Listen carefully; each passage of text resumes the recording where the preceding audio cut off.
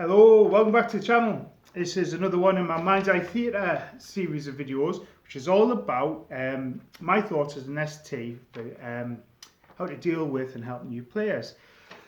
Whilst it's got a Mind's Eye Theatre theme and stuff, you've got some really good ideas there for general tabletops. One of the things I've been able to do is in a local gaming cafe, you see a couple of tables of tabletop players come into it, and a lot of these players are new to the game as well, and I've seen that grow from 1 table's worth to 2 tables worth. So yeah, so sharing ideas, because I know there is an appetite out there for vampire games, running games, people taking part. So yeah, let's crack on. I've got my trusty notes to keep me on topic, keep me focused. So yeah, dealing with new players, and one of the things you got to think about is constant and active recruitment. You want your game to grow or at least remain stable. So there's a couple of constraints on that. It's physically size. You know, if we're talking about live action role playing game, your venue, how many people can your venue comfortably hold? Well, that's your target number. If you start getting more than that, you might want to think about a bigger venue. If you tabletop, how many people do you physically want to run games for, tabletop wise? More players, I mean, it gets trickier to run a game. And same with online digital games. I've got some extra thoughts on that in another video coming. So if you're interested in those, certainly I learned a lot from storytelling digitally over lockdown. Do like and subscribe. Keep your eyes out for, I think it'd be called something like digital storytelling. Who knows yet?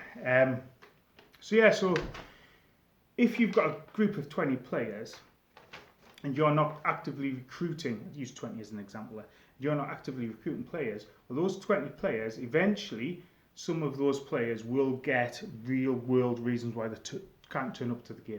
Even if it's the best game ever, best group of players, different time commitments, jobs, move away, all sorts of stuff. So if you're not actively looking for new players and bringing new players into the game, your game will start to atrophy.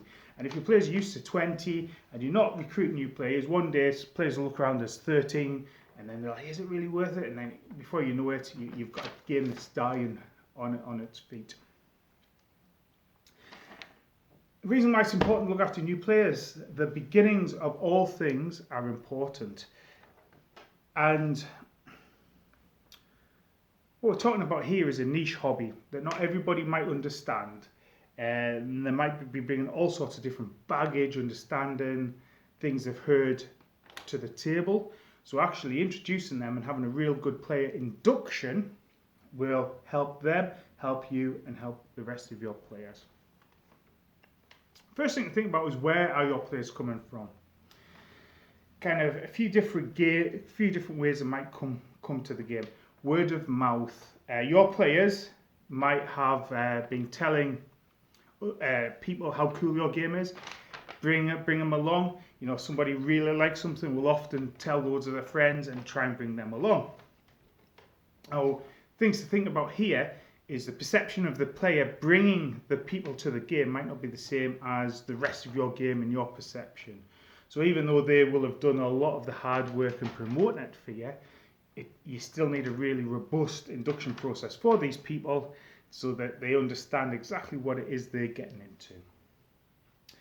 People might come from other games.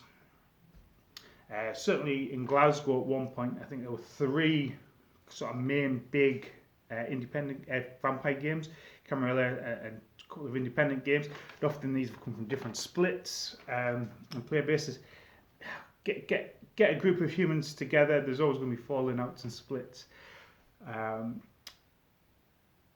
But those players might be experienced gamers, so you might think, oh, they'll easily fit in.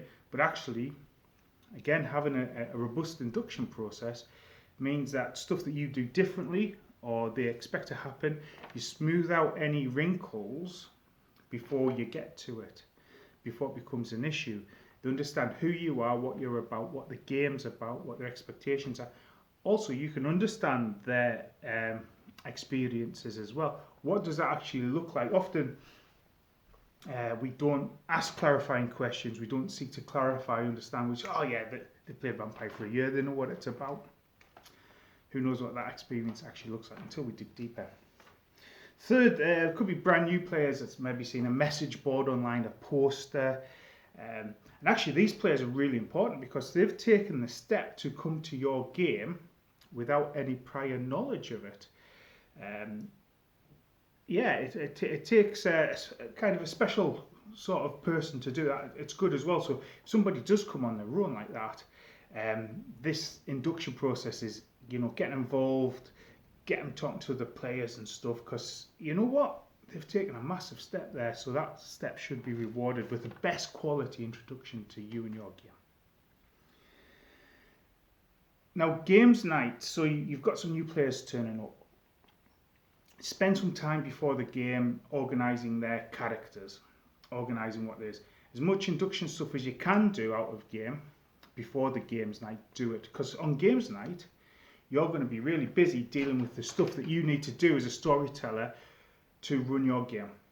Yeah, and you've got your existing players to deal with. Who knows what pressures there could be on your time. So do as much before the game as you can. But there's always got to be players that turn up unexpected, unannounced, or just don't engage with the method that you choose to communicate with them before the game. So have a position, have somebody available on games night to help you with new players. Being able to run an induction, get them sorted out, deal with them, introduce them to other people. Certainly when I was a storyteller, I had somebody that dealt with downtimes for me, had somebody that dealt with new players for me, and I had somebody that helped with the admin side of things as well. The things you want to be talking about with new players that they understand is your out-of-game rules. I've stressed in a couple of videos how important it is to have out-of-game rules. Style sheets, talking about what your game accepts, tolerates, what it doesn't accept and tolerate. With these as well, when you're putting this information across, you've got to think about putting it across in a positive way and dwelling on the good stuff and not dwelling on the bad stuff. It's easy to come up with a list of don't do, don't do, don't do. And it seems like there's just massive barriers in front of it. So fun, interactive, focusing on the good stuff that your game's about. Character creation. Getting that character creation hopefully is done in advance, but it might have to be done on the night. And also an introduction to the game.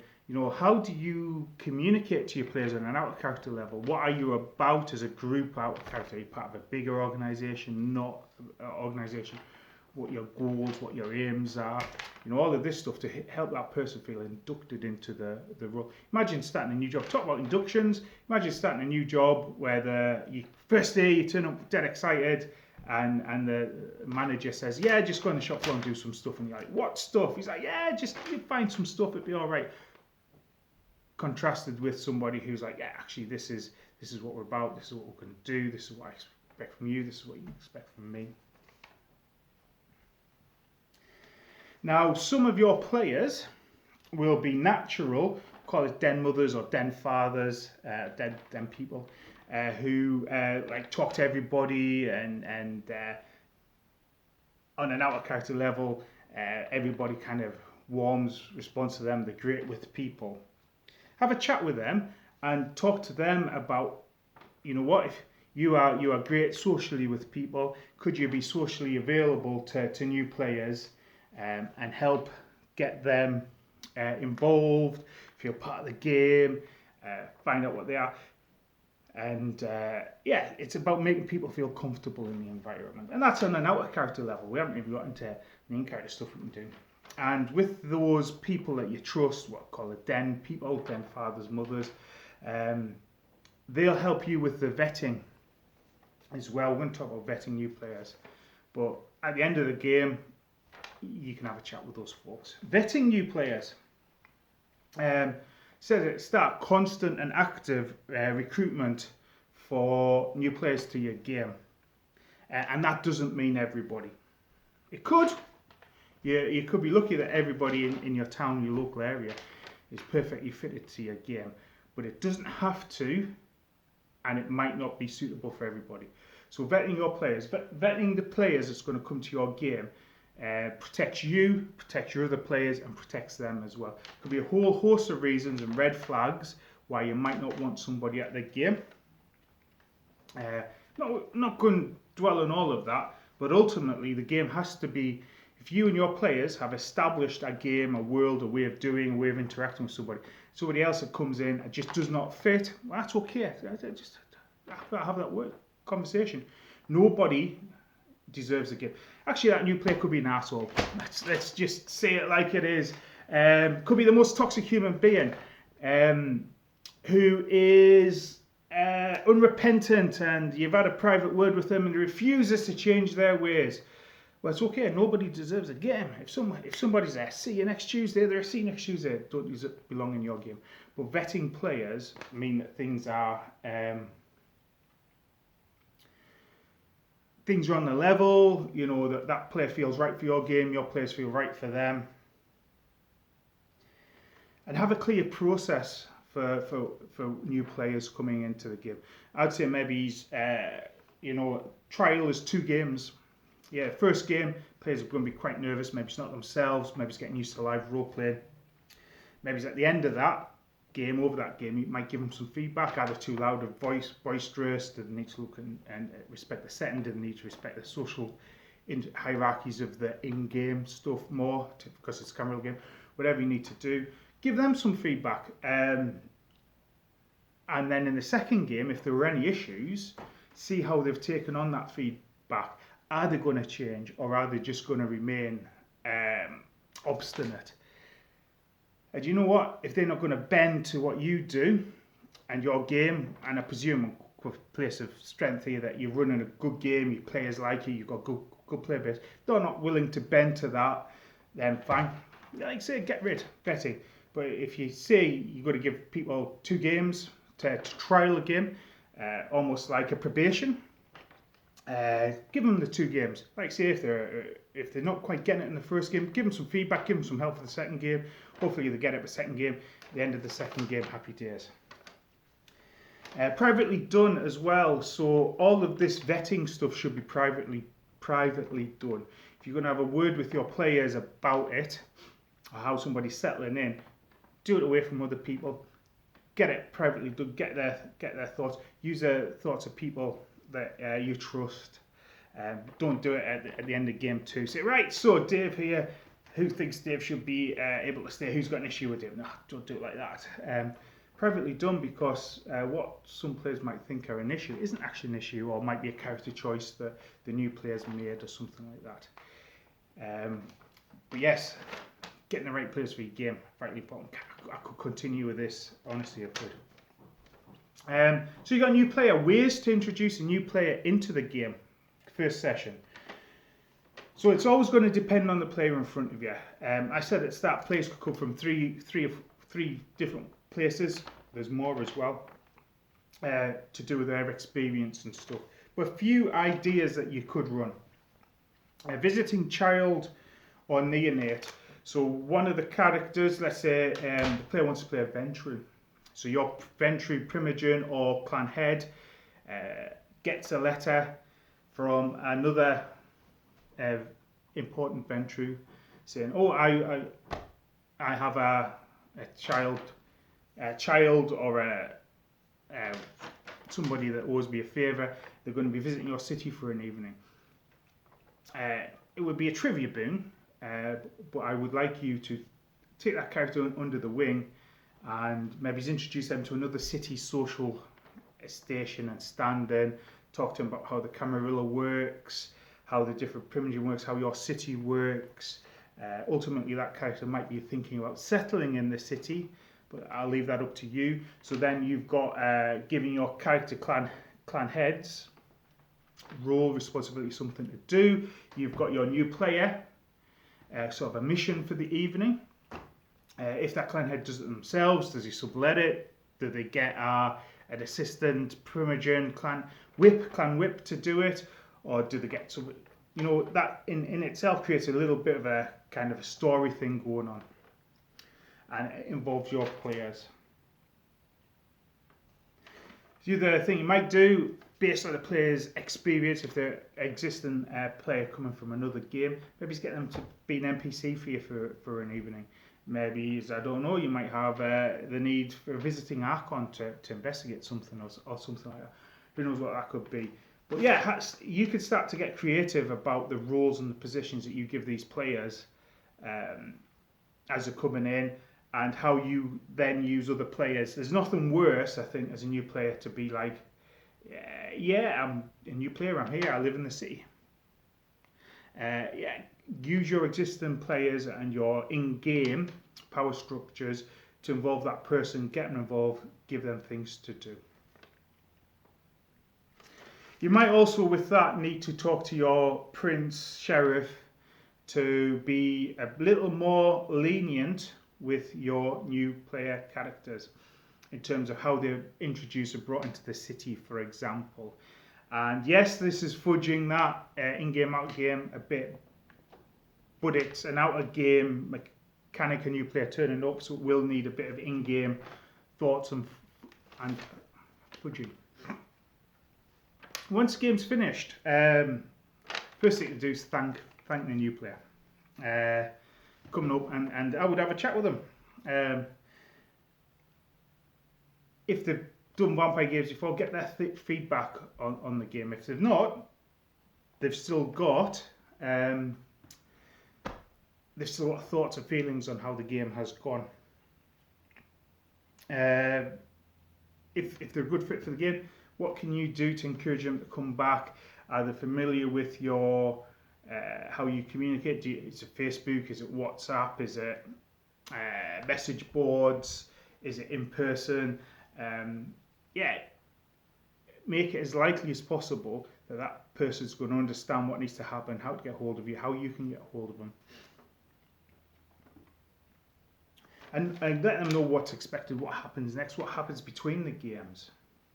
For example, if you do downtimes, how does that look? If you maybe have an out-of-character meeting between games, what does that look like? How does that player get involved? Because they're going to be, if they've enjoyed it and want to come back, they're going to be a ball of excitement. So how do you maintain that? How do you get that going? The other thing I'd recommend as well is, again, I said it earlier, is have a word with your assistant storytellers, your narrators, key people and opinions of people that you trust. How did that player get on? Is there any did they get it? Is there stuff we need to maybe work with or explain to them about? Is there any red flags shown? Just keep everything on board, and your players as supported and safe as possible. Your game as supported as safe as possible. Your sanity as you get this true. And actually, again, that new player is this new player gonna fit in? There you go. Some thoughts on new players, constant active recruitment, and how you can include new players in the game, and things to think about on an out-of-game level that they might not talk about. I suppose as well, if you're lucky to have other games in the city, and you're on good terms with them, or you know some terms of them, find out how maybe these players, and they're coming from existing players from games, find out how they've got on, have they sort of crashed through every game in the city, and now you're the next one that they're going to crash through. But hopefully you're great with the new players, you make them feel welcome, you help them understand the game, what's going on, and they become a valuable member of your game world. And who knows, they could be a future storyteller for the game. But anyway, I think I've talked long enough now. I'll crack on. You have a great time, Wilderites, and if you've got any thoughts on this, give me a shout. And like I say, ultimately, when it comes to any game and any media that you produce, you don't owe anybody a game. And if you're the person prepared to run the game, and there's other people believe in what you're doing and happy with what you're doing, and somebody doesn't fit with that, that's okay. It's not for them. Don't think Samson has to cut their hair to get on. Anyway, catch you later. Bye.